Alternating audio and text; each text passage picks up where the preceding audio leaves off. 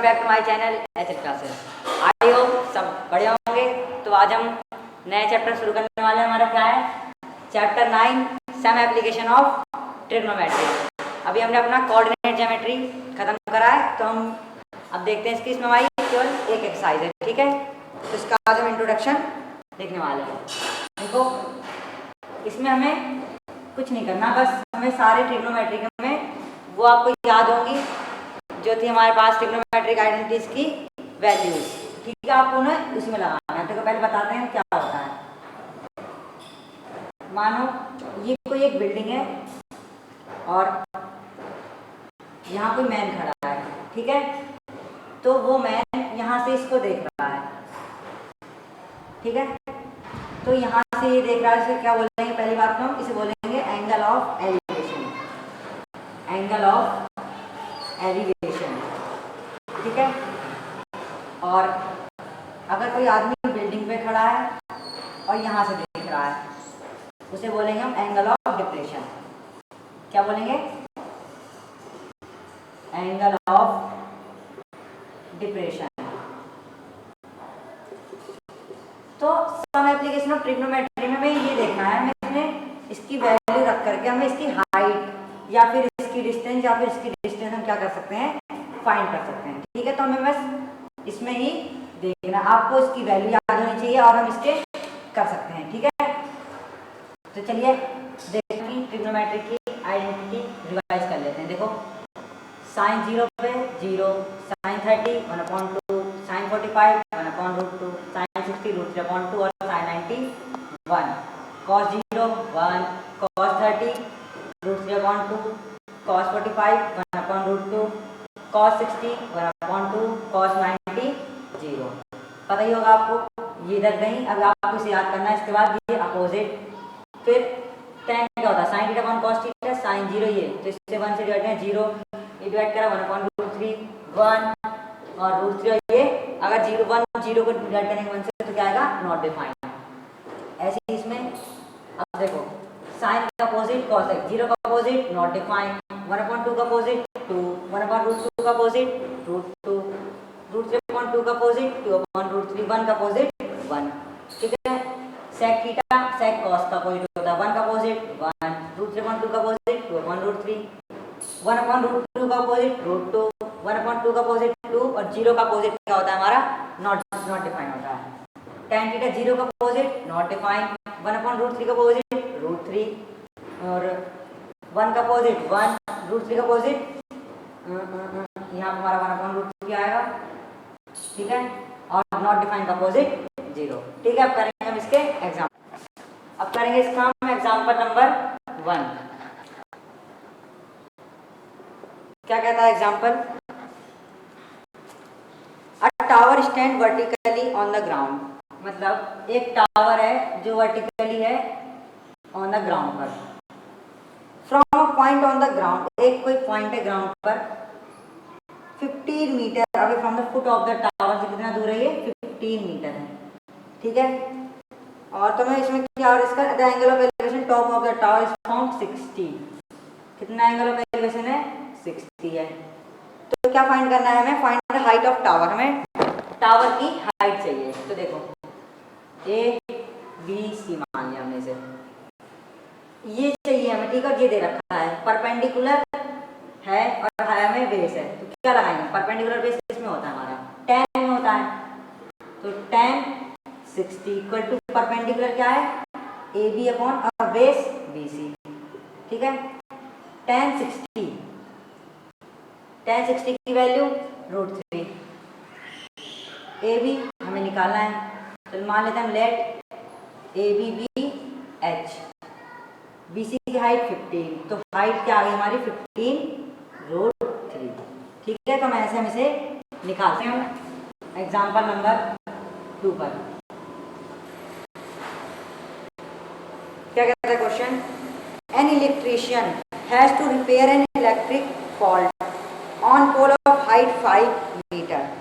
एक पोल है, मतलब खंबा है जिसकी हाइट है 5 metre. She needed reach 1.3 metre below, मतलब उससे यहाँ से 1.3 से चाहिए ताकि वो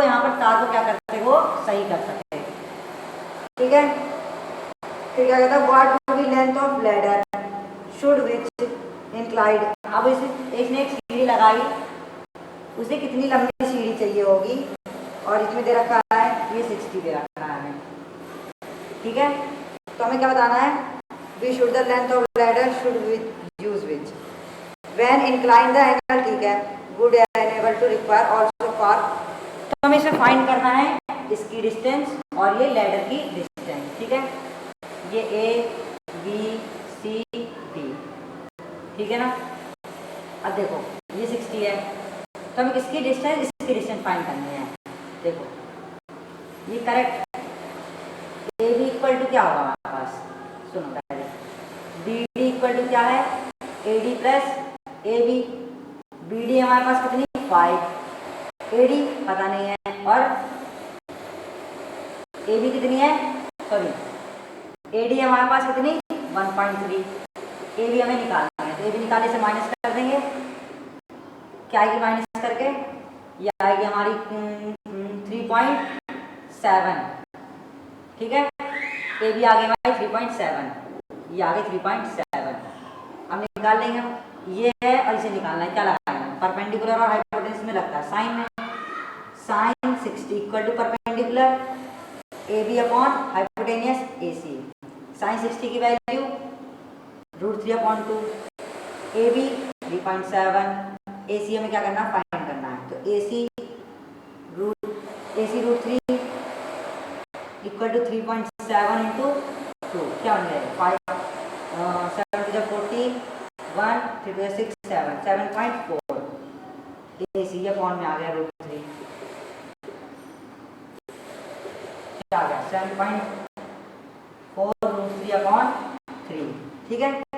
तो इसे हम, ये आ गया हमारा आंसर। अभी हमने इसकी हाइट निकाल ली, क्या है हमारी 4.28 अप्रॉक्स है, ठीक है। अब निकालेंगे हम इसकी, तो देखो कैसे निकालेंगे, tan 60 लगाएंगे, क्योंकि परपेंडिकुलर अपॉन बेस, परपेंडिकुलर हमारे पास A B base B C, tan 60 की वैल्यू √3, ए बी 3.7 और बी सी की वैल्यू, बी सी हमें बी सी पता ही नहीं, बी सी निकालना है, B C √3 equal to 3.7, B C equal to 3.7/3, तो ठीक है। इसका अप्रॉक्सीमेट क्या आएगा 2.14 मीटर अप्रॉक्स।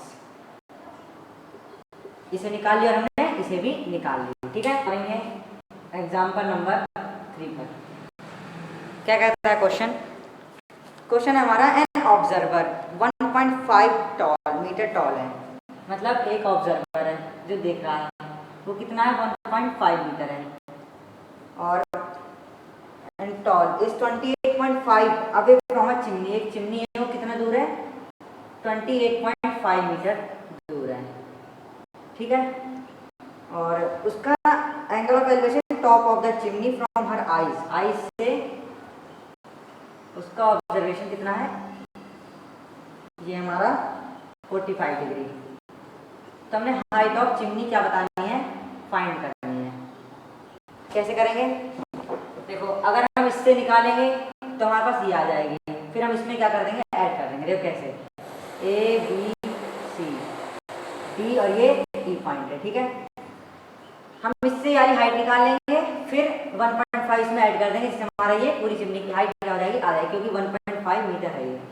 तो निकालेंगे in triangle A B C, ये परपेंडिकुलर, ये बेस क्या लगता है परपेंडिकुलर बी सी और ए बी क्या लगता है हमारा tan 45 लगेगा, क्योंकि tan होता है परपेंडिकुलर ऑन बेस। tan 45 की वैल्यू 1, बी सी पता नहीं हमें निकालनी है, इसे मान लिया हमने x, और ए बी क्या है हमारे पास 28.5, तो x की वैल्यू क्या आ गई 28.5 मीटर, इसकी हाइट कितनी है 28.5, ठीक है। टोटल कितनी है हमारी ई सी, टोटल हाइट क्या है हमारी E C equal to B C plus B E, ठीक है। ई सी हमें निकालनी है, ये x क्या है 28.5 और ये 1.5 है, कितनी ये 1.5, तो ये भी 1.5 जाएगी, 1.5 क्या आई 30। तो total height of chimney total height of chimney is कितनी है 30 मीटर। ठीक है, pause and note down. Example number 4 पर from a point P on the ground, the angle of elevation top of 10 metre tall building। एक point P है, वहां से 10 metre tall building है, उसका एंगल ऑफ एलिवेशन कितना है हमारे पास 30 डिग्री है। और क्या कहता है आगे क्वेश्चन है, top a flag is hosted at the top of the building. एक यहाँ से एक फ्लैग है, ठीक है, कितने पर, यहाँ से P पॉइंट से कितना है उसका एंगल ऑफ एलिवेशन 45 है, 45 है। तो हमें फाइंड क्या करना है, हमें फाइंड करना है find the length of flag and the distance of the building from the point P। तो हमें ये डिस्टेंस फाइंड करनी है और ये डिस्टेंस फाइंड करनी है। ठीक है, तो देखो पहले हम A B C D लेंगे, हम कौन सा ट्राइंगल, इन triangle ABC, sorry ABP, ABP। ठीक है, परपेंडिकुलर बेस, तो क्या लगाएंगे हम tan 30 परपेंडिकुलर AB और ये PB। tan 30 क्या आएगा अपॉन √3, AB की वैल्यू 10, PB हमें निकालनी है, तो PB इक्वल टू क्या आ गई 10 √3 हमारी आ गई PB की वैल्यू आ गई, इसकी वैल्यू हमारे पास आ गई। अब हमें निकालना है इसकी वैल्यू। ठीक है, हम लेंगे कौन सा ट्राइंगल, इन ट्राइंगल DBP, बड़ा वाला ट्राइंगल लेंगे। tan 45 इक्वल टू, इसे मान लिया हमने x प्लस 10 अपॉन PB क्या हमारे पास 10 √3, tan 45 1, x plus 10 equal to 10 √3।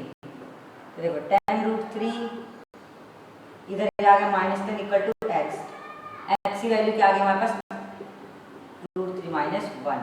ठीक है, तो height of the flag is 10 √3 - 1। ठीक है, x की वैल्यू हमने क्या कर ली। एग्जाम्पल नंबर 5 पर क्या कहता है question, the shadow of tower standing on level of ground is founded to be 40 metre longer when sun's altitude 30 then when it is 60, find the height of tower. देखो question है हमारा, ये कोई tower है, यहाँ पर हमारा सन का क्या है एल्टीट्यूड है, पहले क्या था 30। ठीक है, तो जब यहाँ 30 है तो यहाँ कितना हो जाएगा हमारा भी 30, फिर थोड़ी देर बाद घट करके क्या हो गया 60 हो गया। ठीक है, जब ये इसने घटा तो कितना हुआ, शैडो कितनी बनी, फिर इसकी पहले शैडो थी ज़्यादा पर इतनी बनी, कितनी कम हुई 40 मीटर आ गई। ठीक है, तो हमें क्या बतानी है, find the height of tower. हमें इस टावर की हाइट फाइंड करनी है, कैसे करेंगे, देखो इन ट्राइंगल ABC, पहले हम बड़ा वाला ट्राइंगल लेते हैं, इसे मानते हैं H, इसे मानते हैं X। तो देखो क्या निकालना है, ये निकालना है हमें, तो क्या tan 30 equal to AB upon ये क्या होगा 40 प्लस x, इसे माना था हमने h, तो h लिख लेते हैं इसे। tan 30 की value 1/√3 equal to h 40 plus x, क्या आया 40 plus x equal to h√3, x की वैल्यू h√3 - 40। ठीक है, x की वैल्यू हमारे पास क्या हो गई, आ गई। अब लेंगे हम कौन सा ट्राइंगल, दूसरा वाला छोटा वाला, इन ट्राइंगल ABD, ये वाला triangle, tan 60 equal to h upon x, tan 60 √3 h upon x, x √3 equal to में h। तो इसमें हम x की वैल्यू रख देते हैं यहाँ पर, x h√3 - 40 equal to h। ठीक है, x की वैल्यू, x हट गया ना, देखो दोबारा देखो, x की वैल्यू हमारे पास h√3 - 40 और ये √3 इक्वल टू में h, क्या आ गई इसकी वैल्यू, इसकी वैल्यू आ गई 3h - 40 √3 equal to h minus का 40 √3 equal to h - 3h, -40 3 equal to 2h, minus से minus cancel, h equal to 20√3। h की वैल्यू आ गई हमारे पास 20√3। एग्जाम्पल नंबर 6 आप करेंगे, अब हम करेंगे इसका एग्जाम्पल नंबर 7। ठीक है, क्या कहता है question? From the point of from bridge across the river the angle of depression of bank opposite side of the river 30 और 45, फाइंड द हाइट। हमें जो क्या कह रखा है, ये कोई ब्रिज है जो ऊपर से क्रॉस होता है, ठीक है, और ब्रिज की टोटल हाइट कितनी है 3, इधर से ये 30 डिप्रेशन है और ये 45 है, तो ये 30 ये भी 30 और ये 45 तो ये भी 45। तो देखो हमें निकालना क्या है, हमें फाइंड करनी है ये टोटल हाइट। कैसे करेंगे? देखो इन ट्राइंगल ABC tan 30, क्यों? क्योंकि परपेंडिकुलर बेस निकालना है हमें। AD upon BD 1/√3 equal to AD कितना है 3, BD निकालनी है, BD इक्वल टू 3√3। फिर in triangle ABC tan 45 equal to AD upon BC 1, AD कितना 3, DC फाइंड करना है, DC इक्वल टू 3। तो देखो टोटल विड्थ कितनी है हमारी रिवर की, BC है ये पूरी, BC इक्वल टू क्या होगा BD प्लस DC, BD 3√3 और ये 3 क्या है 3 कॉमन, √3 प्लस 1 मीटर। तो लिखेंगे टोटल विड्थ ऑफ रिवर क्या ये 3√3 प्लस 1 मीटर। ठीक है, यहाँ पर हमारी ये इंट्रोडक्शन खत्म होता है और हम अब इसके सॉल्यूशन पे अगले वीडियो में बात करेंगे। अगर आपको वीडियो अच्छी लगी हो तो लाइक करें, शेयर करें, सब्सक्राइब करें। Thank you. Pause and note it down.